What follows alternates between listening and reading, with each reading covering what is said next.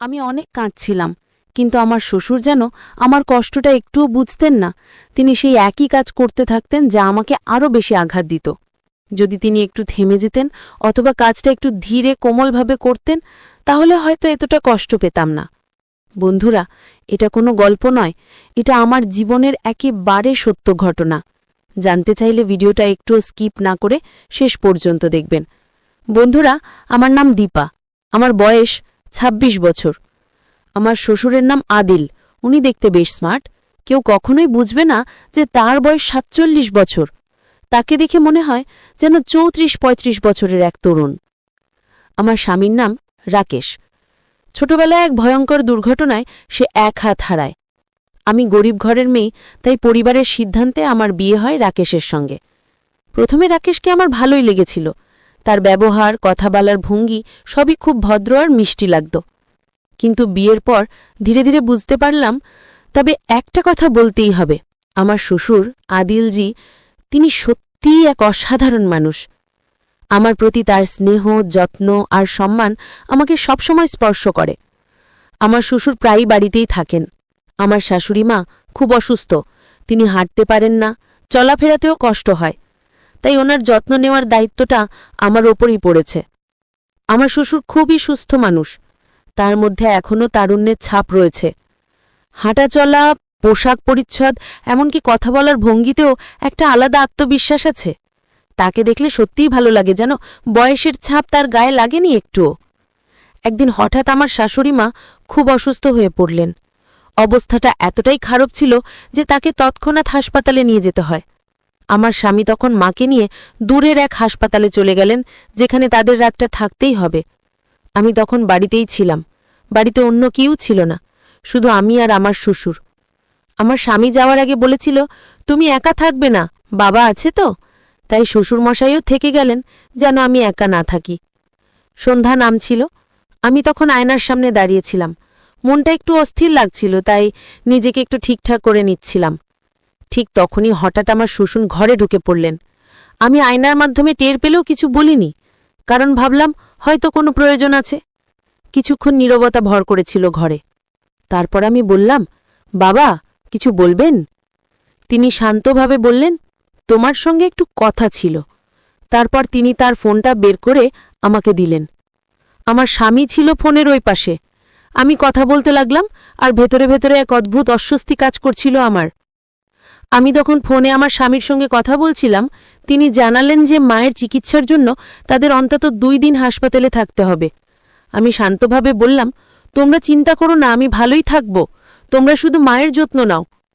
আমার ফোনটা তখন নষ্ট ছিল, তাই শ্বশুরমশাই আমাকে ফোনটা এনে দিয়েছিলেন, যেন আমি স্বামীর সঙ্গে কথা বলতে পারি। কথার মাঝে আমি খেয়াল করলাম তিনি চুপচাপ দাঁড়িয়ে আছেন। আমি কিছু বলিনি, শুধু নিজের মনে ভাবছিলাম ২ দিন কিভাবে কেটে যাবে একা এই বাড়িতে। সেই রাতটা জন্য হঠাৎ করেই অনেক নিঃশব্দ হয়ে গেল। প্রতিটি ঘর, প্রতিটি দেয়াল যেন নীরবে ফিসফিস করে কথা বলছিল আমার সঙ্গে। আমি রান্না করে নিলাম, তারপর শাশুড়িমার বিছানাটা একটু গুছিয়ে রাখলাম, যেন বড়দিন ফিরলে ওনার কষ্ট না হয়। শ্বশুরমশাই তখন নিজের ঘরে ছিলেন। রাতের খাবারটা আমি নিজের হাতে তৈরি করলাম। টেবিলে সুন্দরভাবে সবকিছু সাজিয়ে রাখলাম। আমি শ্বশুরমশাইকে ডেকে বললাম, বাবা, খাবার তৈরি হয়েছে, আসুন একসঙ্গে খেয়ে নিই, আজ তো বাড়িতে আর কেউ নেই। তিনি একটু অবাক হয়ে তাকালেন। তিনি কিছুক্ষণ চুপচাপ বসে রইলেন, কিন্তু আমি টের পাচ্ছিলাম তার দৃষ্টি বারবার আমার দিকেই পড়ছে। ভেতরে ভেতরে এক ধরনের অস্বস্তি কাজ করছিল আমার মধ্যে। মনে হচ্ছিল কিছু একটা যেন ঠিক নেই। আমি নিজেকে সামলে নিয়ে চুপচাপ খাবার শেষ করলাম, কিন্তু মনে তখন হাজারো প্রশ্ন। কেন এমন লাগছে? আমি কি ভুল ভাবছি? আমি টের পাচ্ছিলাম শ্বশুরমশাইয়ের চোখ বারবার আমার দিকে পড়ছে। প্রথমে ভেবেছিলাম হয়তো কাকতালীয়, কিন্তু কয়েকবার এমন হবার পর মনটা অদ্ভুত এক অস্বস্তিতে ভরে উঠল। ভেতরে ভেতরে নিজেকে সামলানোর চেষ্টা করছিলাম। ভাবছিলাম আমি হয়তো ভুল বুঝছি, কিন্তু সেই নীরব দৃষ্টিটা যেন আমাকে বারবার প্রশ্নের মুখে দাঁড় করিয়ে দিচ্ছিল। আমি তখন দ্রুত খাবার শেষ করলাম, থালাগুলো গুছিয়ে রাখলাম। তবুও মনে হচ্ছিল বাতাসে যেন এক অচেনা ভার লেগে আছে। নিজের ঘরে ফিরে এসে দরজাটা হালকা বন্ধ করলাম। জানালার পাশে বসে গভীর নিঃশ্বাস নিলাম। মনে হচ্ছিল আজকের এই সন্ধ্যাটা যেন অন্য সব দিনের মতো নয়, কিছু একটা বদলে গেছে, কিন্তু ঠিক কি তা আমি বুঝতে পারছি না। রাতটা কেটে যাচ্ছিল ধীরে ধীরে। জানালার বাইরে অন্ধকার, আর ঘরের ভেতর নিস্তব্ধতা। সব মিলিয়ে মনটা ভারী হয়ে উঠছিল। আমি বিছানায় শুয়ে চোখ বন্ধ করলাম, কিন্তু ঘুম এলো না। মনে হচ্ছিল সারাদিনের ঘটনা মাথায় ঘুরছে একটানা। কেন জানি আজ সবকিছু এত অচেনা লাগছিল। এই বাড়ি, এই নীরবতা, এমনকি নিজের জীবনও। ভাবছিলাম হয়তো আমি শুধু ক্লান্ত, হয়তো সবই আমার মনের ভুল। নিজেকে বোঝাতে চেষ্টা করছিলাম, কিন্তু বুকের ভেতর একটা অজানা ভর জমে যাচ্ছিল, যেটা আমি কাউকে বলতেও পারছিলাম না। রাত বাড়ার সঙ্গে সঙ্গে বাড়িটা যেন আরও নীরব হয়ে গেল। ঘড়ির কাঁটা টিকটিক শব্দে যেন সময়টাকে থামিয়ে দিচ্ছিল। আমি বিছানায় শুয়ে ভাবছিলাম, জীবনটা কতটা অদ্ভুত। যাদের ভরসায় থাকা উচিত, কখনো কখনো তারাই যেন সবচেয়ে অচেনা হয়ে যায়। ঘুম আসছিল না, তাই উঠে জানালার পর্দা সরিয়ে বাইরে তাকালাম। অন্ধকার আকাশে কিছু তারা জ্বলছিল। মনে হলো তারাও যেন আমার মতো একা। রাতটা তখন গভীর হয়ে এসেছে। বাড়ির চারপাশে এক অদ্ভুত নীরবতা ছেয়ে আছে। হঠাৎ বাইরে থেকে একটা শব্দ পেলাম। মনে হলো কেউ যেন বারান্দার পাশে কিছু সরালো। বুকটা ধক করে উঠল। ভয় মিশ্রিত কৌতূহল আমাকে চুপ করে থাকতে দিল না।